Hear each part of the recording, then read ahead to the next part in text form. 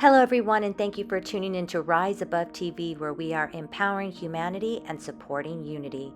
You're watching Good Grief, where we're meeting loss with presence, one wave at a time. Hosted by Janie Terrazas, the Mindfulness Coach, and Kelvin Chin, an internationally recognized author, meditation expert, and grief and death guide with over 50 years of experience, helping people navigate life's most profound questions. He is the founder and executive director of the Overcoming the Fear of Death Foundation, the Turning Within Meditation Foundation, and kelvinchin.org, nonprofit platforms dedicated to reducing fear, deepening inner peace, and empowering individuals to live more fully in the present moment.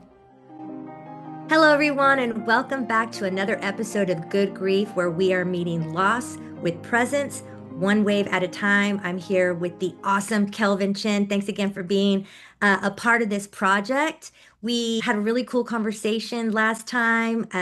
This is episode 3, and the way we ended last time was you telling this really cool story about your dad and how he visited one of your clients.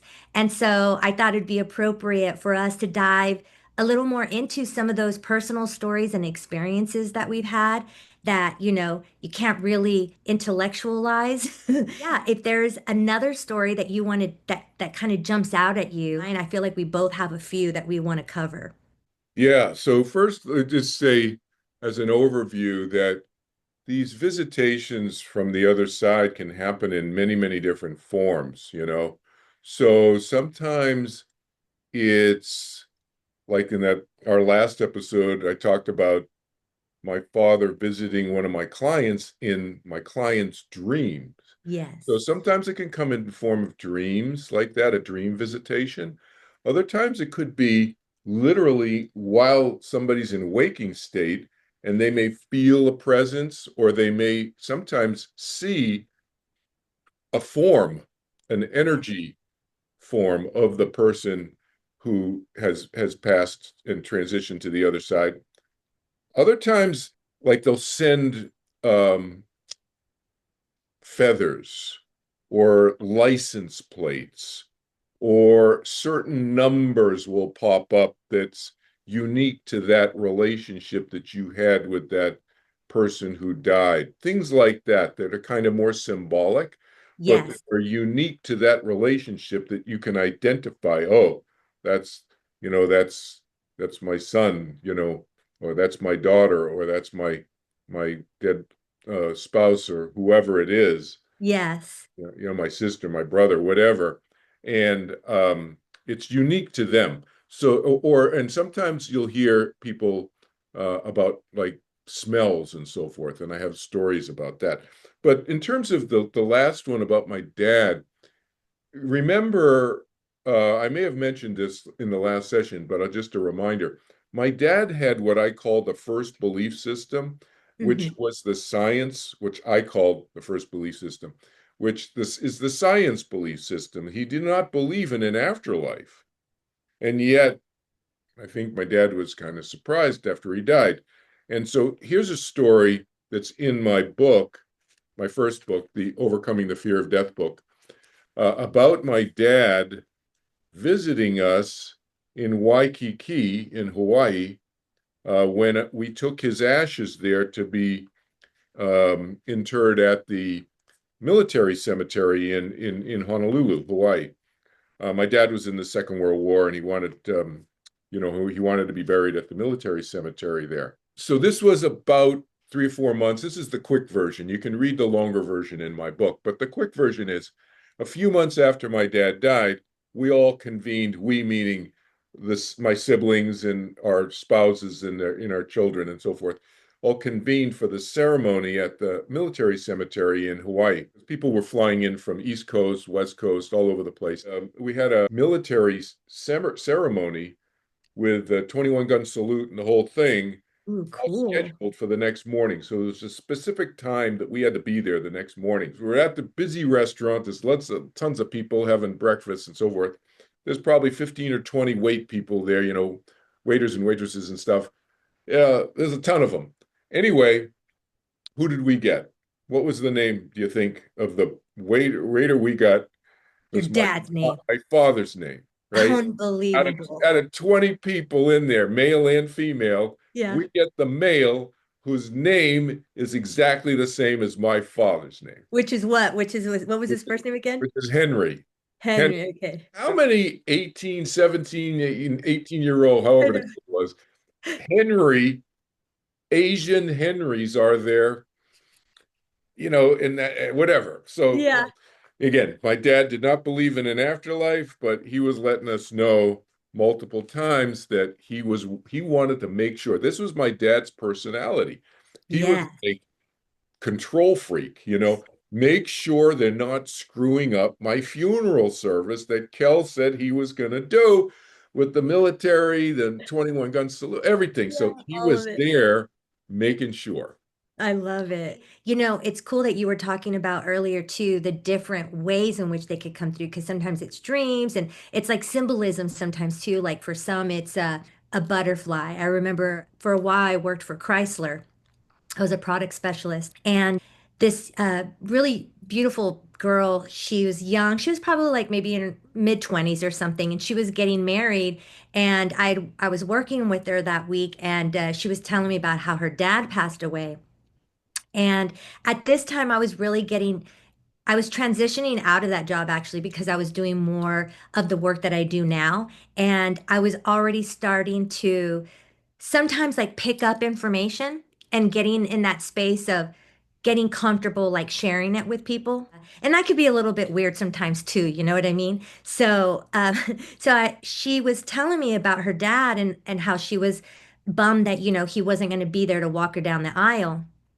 And she mentioned something about, I don't remember if it was something that I picked up or she mentioned that a butterfly was like a thing for her and him, butterflies. And I told her, I was like, hey, don't be surprised if you end up having an experience with a butterfly on your wedding day.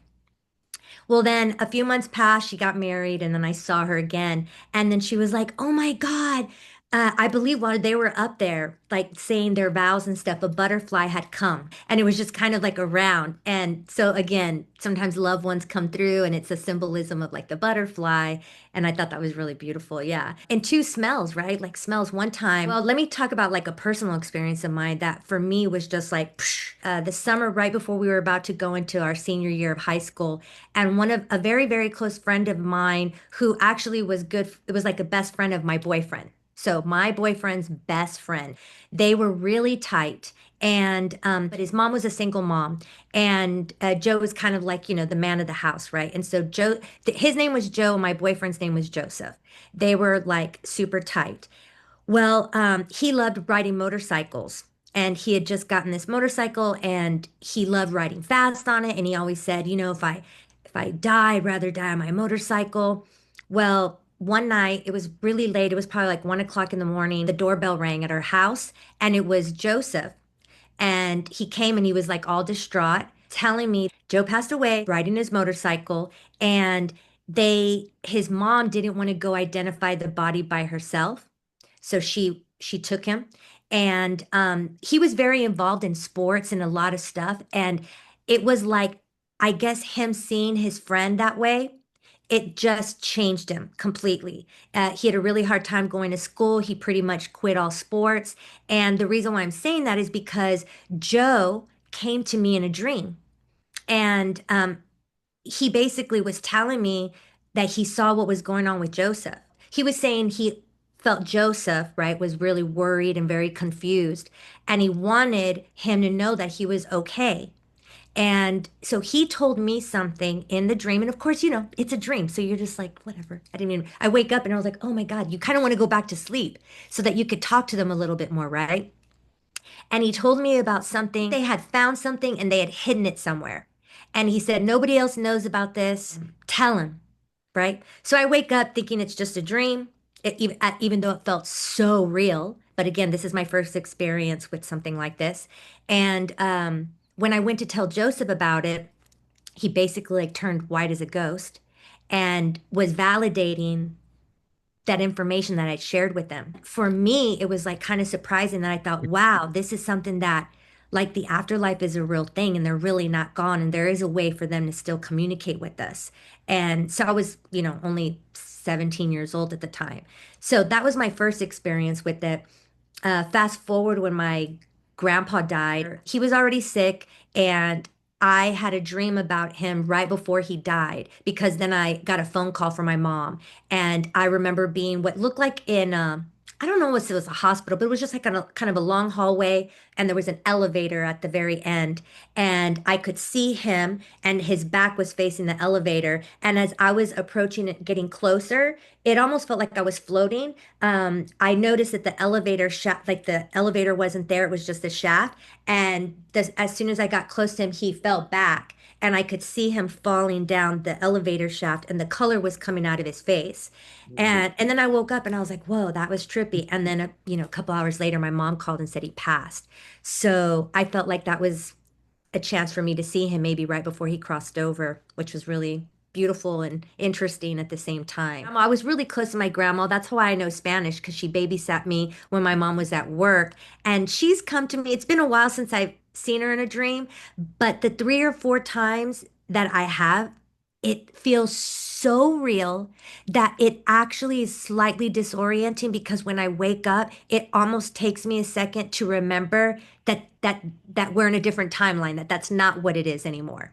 Mhm. I don't know if you've ever experienced anything like that, where it Yeah, just that's feels, so real. Yeah. The, yeah. the interesting thing I think for people also to understand about all this is that a couple things.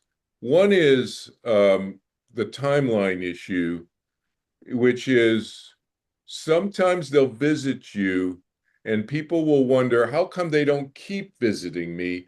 It's been years or months or years or decades since they visited me. And what people need to understand is that's very common. And I think the reason is, again, this is my conjecture based on my experiences of being on the other side, remembering what it's like on the other side, is that you got all kinds of other stuff to do. It's not like you just, oh, I got to go visit my family again and say hey to everybody and how you doing today? It's kind of no different than if you have children. I don't hear from my kids. I got 2 kids here in this lifetime in 21st century Earth. I don't hear from them every day, and sometimes if I text them too often, it's like, Dad, that's too much. It's like they got their life, they got their own significant others going on, they got their whole life going on.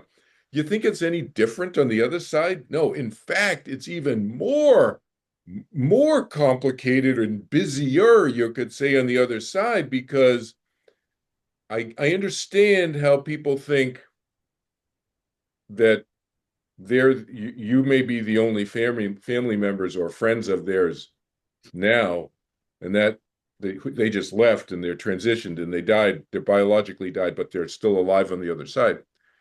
But think about this. What if they've had 100 lifetimes? What if they've had 1,000 lifetimes? How many other families and friends, even if you've been with them in other lifetimes, we're getting a little ahead of ourselves. I just want to plant this seed, though. We don't have to Okay. go, we'll go down this road in another session more. But uh, do the math. How many, how many times 10 times 100 times 1,000 other families or friends are they now connecting with who are on the other side?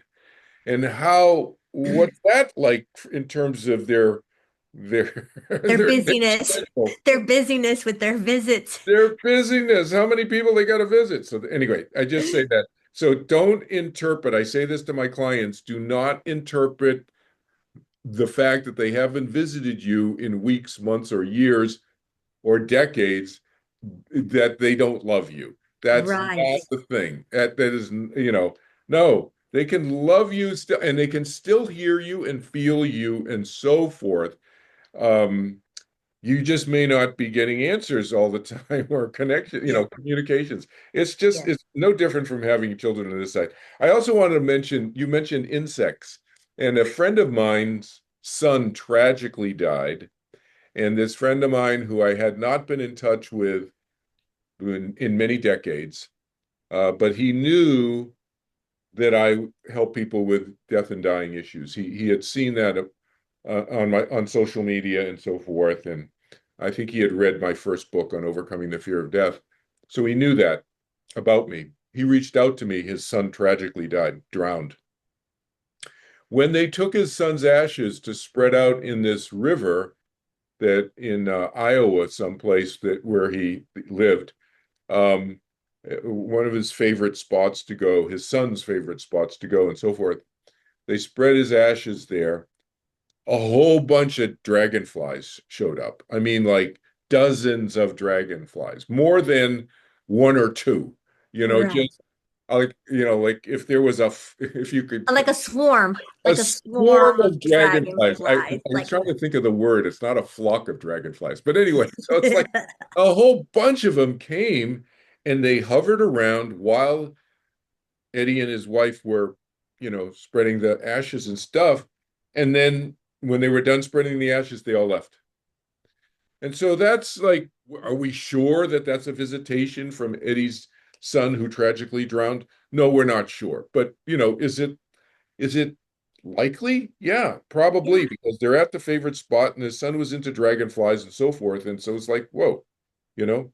Um, I'll tell you another story that's totally different from the kind of ones we, we're sharing right yeah, now. that we're sharing Yeah. so far.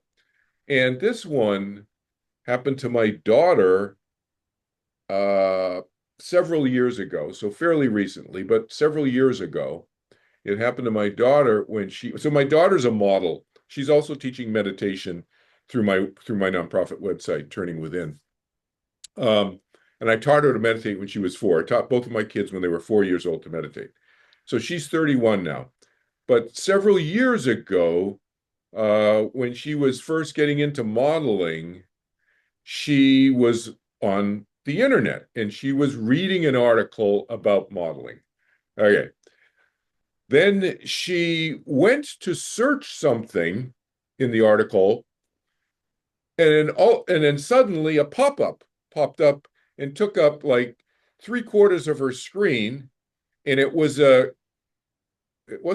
career builders. It might have been career builders. It was some career job website popped up, and she wasn't looking at a job website. She was going to search something else. But 6 names popped up on this screen, this pop-up screen.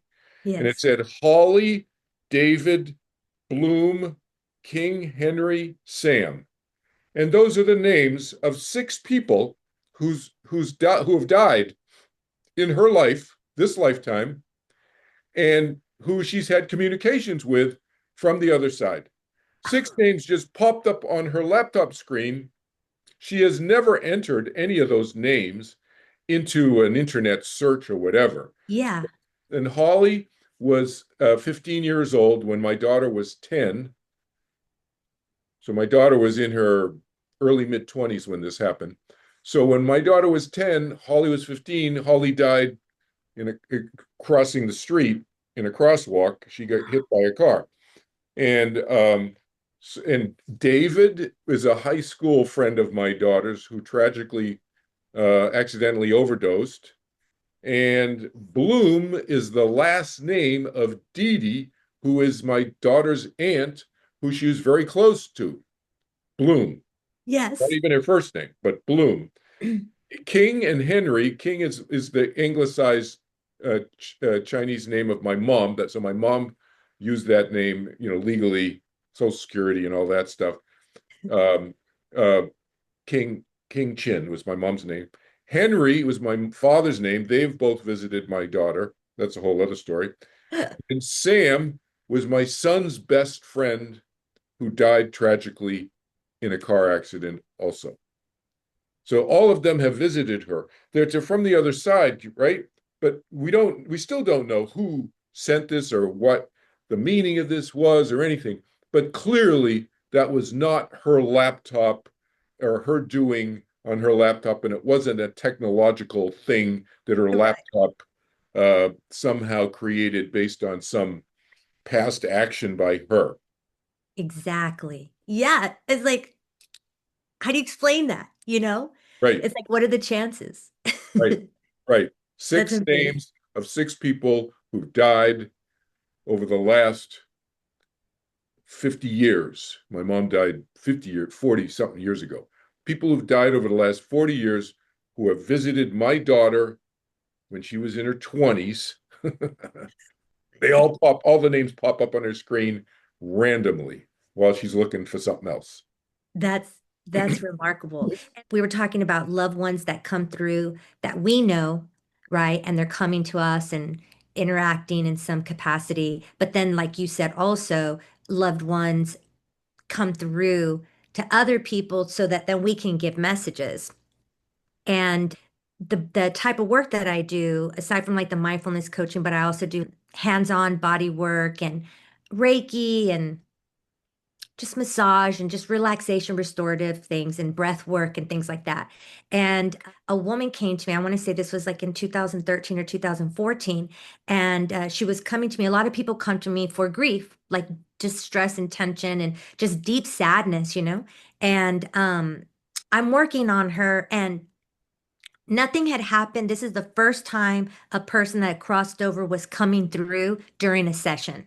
So I never tell people, I don't say, oh, I'm a channeler and or anything like that, even though this has happened to me a handful of times, but this was the first time. So it was really, really trippy. So I'm working on her, and sometimes I get visuals and colors, or maybe I'm working on somebody's back, and then I'll see like a railroad track. I started realizing just like dream interpretation that these things were that. And sometimes I was getting flashes of memories, like their memory, but it's not until you start speaking it with people that you start realizing, oh, this is like really connecting with them. Because I was really apprehensive at first to share, but I felt as if God or source was really encouraging me because it was part of their healing process. So I'm working on her, and a helicopter goes over my house while I'm working on her. Because at that time I was working out of my house, and I heard Arnold Schwarzenegger voice, get to the chopper, you know? And I was like, why am I hearing Arnold Schwarzenegger say get to the chopper? But I at this point I already knew just write everything down. So I wrote it down. A handful of other things had come up, like when I was working on her hand. I was doing like this to her finger, and I literally felt, and I don't know how to explain this. It's not like I felt I was being compelled to get down on one knee. It was almost like I could sense like something was like pushing my knee down so I could get down on knee, but it wasn't really a push from the external, if that makes any sense. But I could just feel that. I didn't know it was him at the time. Okay, this is her husband. She had fallen in love with this man. They were in their 50s. They were in Hawaii when they met. They both happened to be living in San Antonio, and they were only together for 2 years before he ended up dying of some heart thing. It was, imagine that, like finding the love of your life in your 50s and it being everything you could ever imagine. And she only had him for like 2 years. So she was really broken up about it, right? Well, I ended up telling her what came through. And she was like, oh my God. His name was Bob. She goes, he was real into bodybuilding. And he has an entire shrine of him and like Arnold Schwarzenegger stuff. And he had gone to those competitions and he had a gym. No, this is where it gets crazier. He had a gym in San Antonio. Okay. When I found out she pulled up a picture of him, that was the gym that I used to work out at when I was it was the very first gym that I ever started working out. It was like this hole in the wall gym. And all these bodybuilders and stuff worked out there. And my boyfriend competed in competitions. That's why I was working out there. I knew this guy. Well, Like, how crazy. So she told me that. And then when I told her about the hand thing, she started crying because the ongoing joke was that he never got on his knee when he proposed to her. And he that's was like sending his love and he was like, get yeah, on the knee. And then that's how it connected the dot to me on that. And yeah, I was just like, wow, this is a real thing. yeah. And So that's I go yeah. ahead. So No, I go was ahead. going to say this goes to when people are hearing these stories, some people are probably wondering, how do you know it's accurate? How do you know it's just not your imagination? So you listen to the story that Janie just told and this external stuff that she didn't know about. That's so I say, is there absolute scientific proof to that? No, but you look at how reliable the evidence is. This is the way I look at any experience that anybody claims that they've had. It's their experience, but how can you interpret it? And is it you look at interpreting it based on what's reliable evidence? And and most reliable evidence to me is external, third party. So here's another example. So I was lying there in bed I used to live in Austin, Texas. We met in Austin, Texas, but we didn't know each other when I was living there. So No. anyway, Oh, too bad. Okay, well, yeah, anyway. right. We would have hung out. But anyway, Totally. so I was living in Austin, Texas at the time when this happened, 2015, something like that. And I was alone, and it was like Saturday morning or something. So I was just sleeping in. I'm lying in bed, and I felt this presence in the room. And I opened my eyes up, and there's nobody there. And so close my eyes again. I still feel this presence, and telepathically, I get this message telepathically that it's my friend Nancy's. My friend Nancy lives in Phoenix, Arizona. It's her brother is visiting me, Yes. and I knew that she had a brother who had died. That's all I knew. I didn't know when, I didn't know where, I didn't know how, anything. Just knew that she was, a long time ago, a brother who had died. So he's visiting me, giving me a personal message to her. And then he says this random thing: there's no smoking here. No smoking here. What's that? I've never heard anybody say there's no smoking in heaven. What? Anyway, and then he showed me like it was like a short video clip in my mind. He showed me a video of him and her laughing, leaving a San Diego nightclub. Now, I used to live in San Diego, and he must have read my mind from the other side and knew that I lived in San Diego because he specifically told me that he and his sister were leaving a San Diego nightclub on at Hotel Circle on Route 8. And I knew exactly where that was because I used to live in San Diego. So uh, that's it. And so I tell Nancy, I think your brother just visited me, and she starts crying and so forth. And I said, what's this no smoking in heaven stuff? She goes, oh, he hated cigarette smoke. He died in the 1980s. But even back then, before there were non-smoking sections in hotels, restaurants, he used to go around in bars and tell people to stop smoking because it really bothered him. It would piss people off. So he hated cigarette smoke. And I said, what about the San Diego nightclub thing? What's that about? And she said, oh, and she started crying again. She said, that was the last time I saw him before he killed himself by suicide. 2 weeks later, he killed himself and by suicide.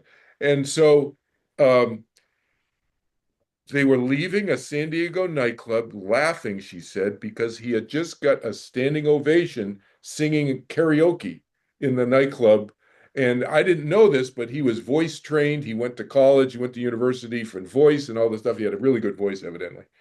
Anyway, yeah. So that's external corroboration that he was showing me about the smoking and the nightclub stuff that I didn't know anything about to show her that it was really him. And then about I don't know, 5 or 6 months later, she sent me a text message with a bunch of screenshots of his suicide letter he left for her, and she thought she had just thrown it away because she was so upset. 16 years earlier is when he had killed himself by suicide. Um, she thought she had thrown it away, but she was looking for something else, and she found it in a box in her closet. And she said, "Look at page 5." And on page 5, it says, "I'm going to let you know that I'm okay from the other side as soon as I can." And so the soonest he could was 16 years later. So I say this story to people to make them feel comfortable because sometimes people they go, how come I haven't got any messages? Blah, blah, blah. The experience of time on the other side is very different from time here. There is time on the other side, but the experience is very different. It passes, very differently compared to time passed Here. here on planet Earth. Yeah, it's So even like when astronauts go to space and stuff like that. There's that weird time lag, but it's it's very peculiar. it Sorry, still go ahead. exists. It still exists. People misinterpret that, and you'll hear people in spiritual groups say this all the time. Time doesn't exist in heaven. Well, the correct way of saying that would be time doesn't exist in the same way in heaven as it does on earth. But Right. time still exists in heaven. Time is a measurement of change. Otherwise, there's no individuality, there's no individual minds if there's no change. Yeah. So, and time is just an arbitrary method of measuring that change. I say arbitrary because you can measure it in days, weeks, months, seconds. It's arbitrary. How many months are there in a year? We say there's 12 months now, but in ancient Roman times, they said there were 10 months in a year. So that's arbitrary. So, but time as a measurement of change exists. Okay. Right. And also to clarify too, and we don't have to go too deep into it, but like you were Mhm. saying, minds exist over there. It's almost like, and correct me if I'm wrong. So we each have a soul, and let's say, for example, as the soul is having this particular incarnation, it gets to record like an imprint, right? Like a fingerprint of that lifetime. And but the aspect of the mind, like you said, the mind is part of the soul in that it is retaining and it's what's allowing us to have Experience. an experience, right? So on the other side, it's almost like the mind imprint and the soul that captured that lifetime exists. So that's why you're saying Yeah. mind. Yeah, I Still think. exists. The thing is, so we talk about soul, Or spirit. I don't know what's a better word to use, soul, but yeah. spirit, consciousness, There. mind. Yeah. So we can use those synonymous. Sometimes I use those synonymously. And Okay. here's the thing that I think is largely misunderstood. And again, this is my interpretation of my understanding. So when I say misunderstood, I think I'm saying that from obviously my perception. I'm not saying I absolutely know everything about everything. That's not what I'm saying. But in terms of consistent thinking, when I say misunderstood, this has to make sense with this. Hmm. Otherwise, if this doesn't make sense with this, then there's a misunderstanding. Okay, that's how I'm defining misunderstanding. Okay, so we say soul, and we talk about the mind. This is getting a little abstract. In Okay. my opinion, my logic, Right. and my 6,000 years of memories of lifetimes, which is not 6 million years, it's 6,000 years, but it's still longer than one lifetime. Okay. I think our souls are eternal. Right. Eternal, That's what I was saying. Yeah. eternal means no beginning, no end. So Yeah. you can't say that a soul started and then became eternal. That is what I'm saying is cognitively dissonant. It's a that would be a misunderstanding. And sometimes you'll hear people say stuff like that. Well, that began and then it became eternal. It doesn't matter if you're talking soul, you're talking about uh, the galaxy or whatever. No, Yeah. if it's eternal, there's no beginning, no end. It can Right. change. It can change forms, Hmm. but the energy is consistent. That's the first law of thermodynamics. Energy Yes. cannot be created nor destroyed. There's no source and beginning of a soul. There's no ending to a soul. That's my interpretation. That's my logic. You cannot experience. You can't base that on experience because experience is finite. Hmm. It's limited. There is a beginning and an end to every experience that you have. So, Right. but I think our souls are eternal. Yeah. My mind that is thinking about stuff is thinking about individualized stuff that's not eternal, that's Right. changing. Yes. So anything that exists, we could say, that's influenced by the continuum of change is not eternal. And I define eternity as that which is uninfluenced by the continuum of change. I think our souls fall into that latter category and that they are not influenced by the continuum of change and therefore cannot be created nor destroyed. That's Exactly. my That's Kelvin Chin theory. Okay. Right. I love it. Yeah. And you kind of touched on that in one of the other episodes too. So we can just kind of, that kind of gives maybe a little more clarity around it. Yeah. Um, Yeah. and you were talking about senses, and I know there's like clairaudient and clairsentient, claircognizant, gustinance, I think is like taste. I can't remember what the smell one is off the top of my head, but there's all these different ways in which it's almost like metaphysical gifts that we have, right? Like that intuitiveness, and there's these different ways that we can pick up information. Well, and the way And they can communicate with us too. there you go. Yeah, they can use They different can use senses. that because what you're talking about is not a human or an animal thing. You're talking about an energy thing. It's energetic. So it can be, you could say, funneled through the nose, sense of smell, could be funneled through the sense of taste. And that's an example you hear this, I hear this fairly frequently from clients and friends and so forth, is that I smelled my grandmother's perfume or my father's certain scent that my father had, certain body odor that the loved one had. Yes.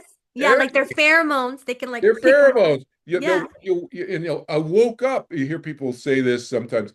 I woke up and my room was just full of her perfume or his cologne or whatever, and I don't have their cologne or perfume anywhere in my house. Exactly, exactly. One of the sessions I had, well, her dad had recently passed, and her Mm, mom was really struggling, and she knew what I did and stuff. And so she asked, like, "Oh, would you mind coming to Austin and doing a session with my mom?"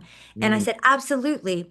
And I don't ever really tell people that about these experiences that I have with people that have crossed over, because then I don't want them to have the expectation and I don't want to let them down. And like you said, it's not like I have this thing that I can do and then I like call them in, and right, maybe some people have that kind of method, but that's not the way it works with me. But I always put the intention in and say, like, if God desires that if a loved one wants to come through and it's going to benefit them in some way, I'm open to allowing myself to be that, right? That instrument. So I'm working on her. And at the very end, as I'm wrapping up the session, out of nowhere, I smell and literally taste tomato soup, because it's such a distinct smell and taste. And I was like, and again, I at this point I've already learned not to just throw anything away. Like, even though it's weird, just like with the get to the chopper, like, what am I gonna, you know what I mean? Like, what's that about? And then it ended up being a thing. So from that point on, I just knew, no matter how weird it is, just share it because you never know. So I told her at the end, I was like, wow, I said, I just smelled tomato soup. And she looked up at me and she was like, oh, she goes, my husband couldn't really eat towards the end. And the one thing that he could eat, and it was pretty much like his last meal, was tomato soup. yeah, Like, how could I know that? I couldn't know that. right. Another time, this is when I started, and I don't know if the right word is, well, maybe it's experiment with it or play with it. A lady who used to clean our house, I did not know anything about her relationship with her mom. Okay. I didn't even know that her mom had passed. But as I was working on her again towards the end, I started hearing somebody speak in Spanish. And I forget exactly what the word was, but when I said it, I told her, "Oh, I heard da da da." And she goes, "Oh my gosh." She goes, "Just as you told me that, I was thinking about my mom." And I was like, "Oh." And she goes, "Do you think and that's when she told me she had passed. And she goes, "Do you think you'd be able to intentionally connect with her?" I said, "Yes, I will try." So I don't remember exactly what it was other than just like I was just, putting my intention there. And then all of a sudden I started hearing, like, tell her I'm really sorry, um, that I was really hard on her because I was jealous. And again, I didn't know any of this stuff, right? But I'm just telling her, and it was very cathartic for her. It was almost like it finally gave her the peace that she needed to have a little peace Hmm. to understand. It was almost like she was also the daughter that did the most for her mom. And you know how it is when you just want that approval? Hmm. And she never really got it from her. So from the other side, she was apologizing to her. She was being humble. She was a very stubborn, like tough lady, wasn't going to admit wrongs take accountability or anything like that. So yeah, it was a really interesting moment for me to see that, oh, I guess if I wanted to, I can try. And it ended up happening. Yeah, so that was really cool. I don't know if you want to Yeah, say anything no, that's about cool. It also illustrates what you said, also illustrates that healing can happen from the other side to this side too. that. So Yeah, like sometimes that can happen in terms of the communication and so forth. hmm And again, I'm a pragmatist. So people who may be listening to this going, well, I don't know, do I really believe that? It's look at I look at it from a practical standpoint. Is it helpful? Does it help the person to interpret their experience in this way? Then great. You know, hmm that's the exactly. yeah. Exactly. I don't know if you've ever seen, there's a show, I think it was like the Long Island Medium or something like that. And I know there's some people I, that do. I've heard it was a popular show. I've never seen it, but I've heard Yeah. people talk about it. Yeah. And I saw it for a little while. I think I saw like one or two seasons. And I remember one day I woke up and at this point I had already had a couple of those experiences in session. Again, I wasn't looking, I was actually starting to get a little bit freaked out because it was like I don't want to just like see dead people. And I was afraid that if I started opening myself up to that, that it would become more of a disturbance. I know there's ways that you can people that do that, they say, there's a way you can kind of turn it off and control it. But because I started getting curious and I really love that show, I said that morning I woke up, I did my meditation, I prayed, and I told God, okay, I know you've been using me like this in some ways in my sessions. I'm open to you using me in that way out, just like in my day-to-day life. Like I'm curious. If you want to use me in that way, like I'm open. That morning, when I got hungry, I was like, "Oh, do I want a taco or do I want a donut?" And I know they're two like totally different things, but I decided to go. I went for the donut.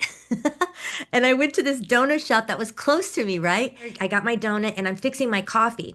And then all of a sudden I hear the door open and you hear the little bells or whatever. And at this point, I started feeling a very specific sensation when things wanted to come through. So my back's to the door and I felt that sensation. It's almost like it feels like a lightning bolt coming kind of down my center, and it makes me stand up. It almost forces me to stand up like real straight. And then I felt kind of like my chest light up, and it was like, okay, now. And I could feel this pull to this person. And it was this woman, and she was already in a hurry, and she didn't seem very friendly at all. And I was like, wait, you want me to say something to her? And it was kind of like, yes. And and basically, I started getting this sensation in my chest area, and I ended up saying something to her. I said, excuse me, I know this is going to be a little bit unusual.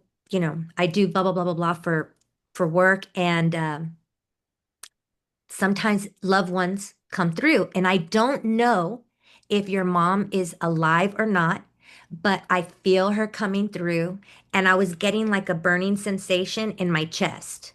And I said, is your mom alive or has she passed? And she was like, yeah, she passed. And she didn't give me any details. And I said, well, I'm getting this feeling like something's happened to her in her chest area. And she did. She ended up dying of breast cancer. And she really just was a little bit freaked out by it at first, and she was like, "Okay," and then she walked out the door. Then all of a sudden, I turn my back, and she comes back in, and she says, "Is there anything else that you want to say?" She goes, "My mom actually just died 2 weeks ago." Well, her mom, she was a Mexican lady, and she started speaking to me in Spanish. And she wanted her daughter to know that she wanted her to slow down and take care of herself a little bit better. And a lot of pressure was being put on her. There was a lot of fighting going on within the siblings. And so her mother was wanting to give her some advice to thank her for everything that she had done because she was the one daughter that handled all of the funeral and everything. What do they call that? They usually say like whatever, there's a word for it, but Yeah, she yeah, was handling all that stuff. And yeah. she just wanted to thank her and she wanted her to know that she wanted her to slow down. And then she started crying and she's like, actually, I just took on another job because there were some expenses that came up and nobody else is really helping me.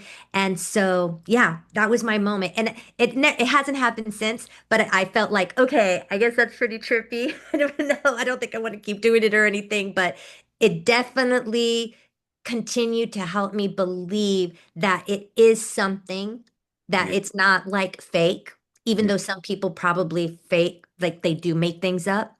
yeah, And it goes back to like what you said, if it's helping them, yeah. and helping in their process and the healing, I don't think there's, anything wrong with it. Yeah, no, this started opening up with me in my mid-30s a long time ago. So it's very normal to me to get communications like that. I don't, at first it was very, like you said, like the energy was very powerful and it was very, my voice would get distorted almost Mm, because of my vocal cords and stuff when I was saying stuff that was coming into me. And I would just be alone in my condo at the time when this first happened. But then my body got used to the energy shift, and I think it was a frequency and energy shift. And then so now I don't feel any of that energy stuff anymore, but it can just flow through more. Yeah, yeah, I feel like when it first starts happening, the charge and you can yeah, feel it, it's and new. then it just becomes more chill once your body gets acclimated to Yeah, it. you get acclimated to it because the frequency is like I tell my students, I said, look, heaven's right here. Heaven's not up into the sky somewhere. That's like a cartoon. That's a cartoon image that people have created in their minds and or in, seeing murals and this and that at churches and stained glass windows. It's always, heaven's up here and we're down. Yes. No, no, no. Heaven is right here. You just can't see it because it's vibrating at a different frequency than our vibration right now. It's all Yeah. energy. But that's it again, that's once one's mind gets used to shifting easily without this contrast. So, but at first, like you said, like you experienced and like I experienced initially, it's like this huge contrast, and you feel like, you feel this real huge energy shift and stuff. But after a while, it's just like anything. It's just very, very normal. For sure. But yeah, so I have a friend who was in Germany working at the time in terms of visitation and not knowing anything about what was going on in the other person's life. He had a visitation from a high school classmate, and he hadn't seen the high school classmate for many, many, many decades since high school graduation.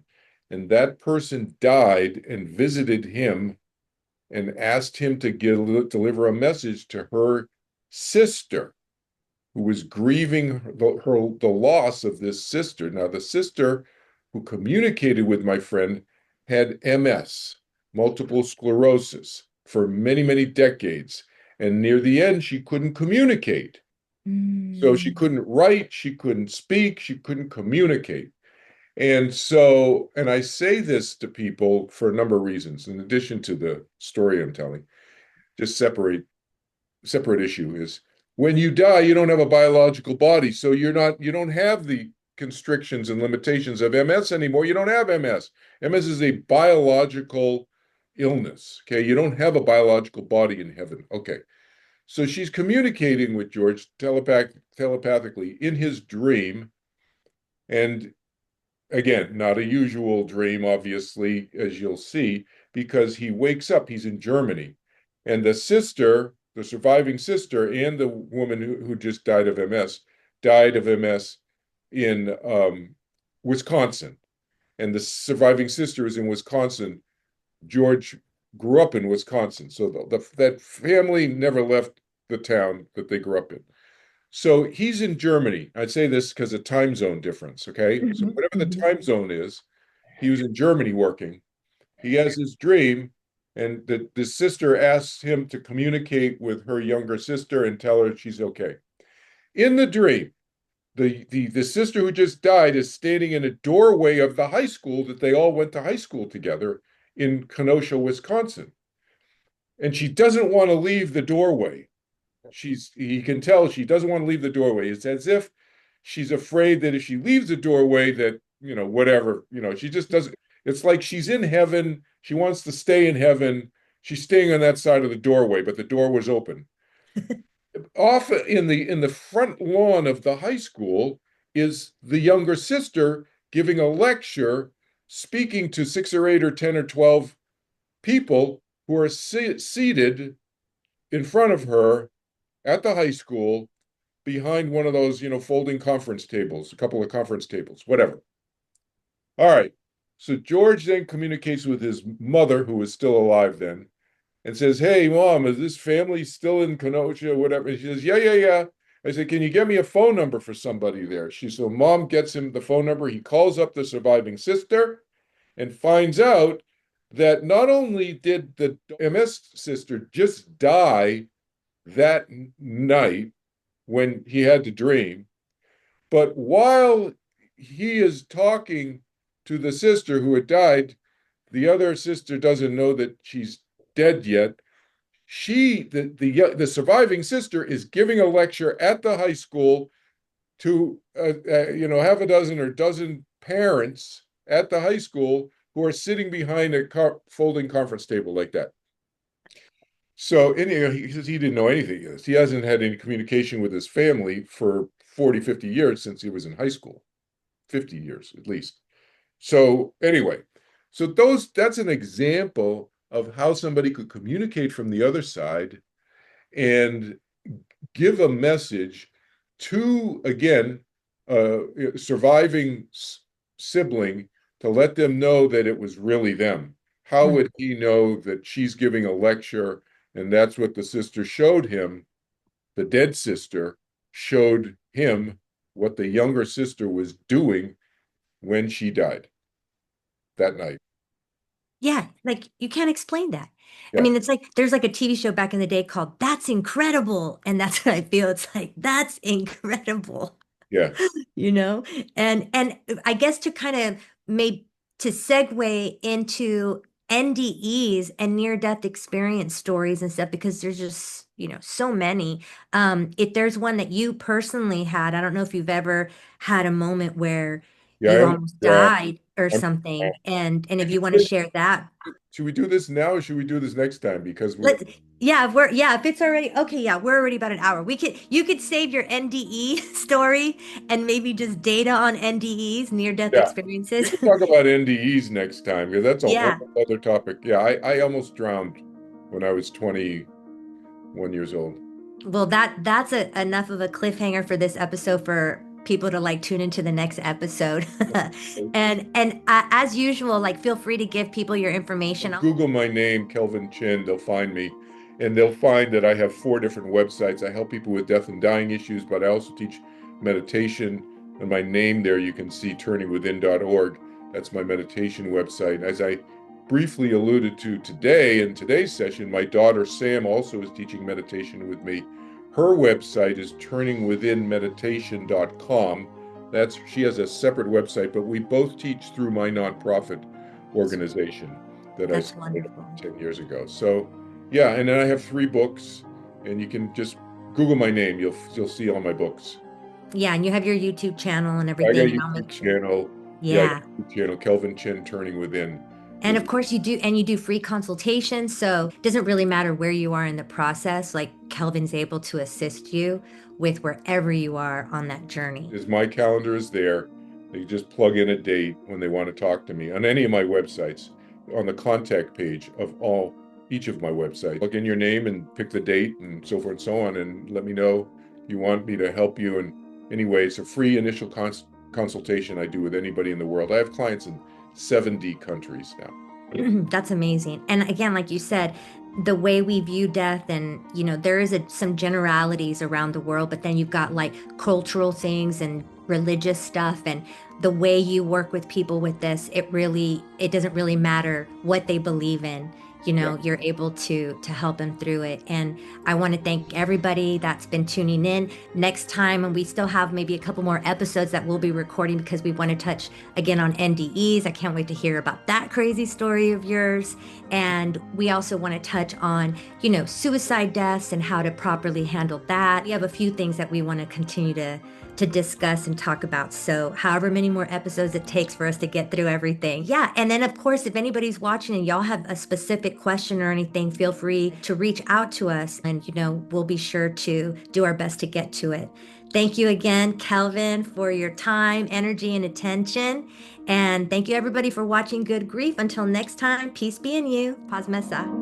Thank you for watching Good Grief, meeting loss with presence one wave at a time. Be sure to subscribe to Rise Above TV and tune in for the next episode where we'll share more insights about grief so you can face it mindfully.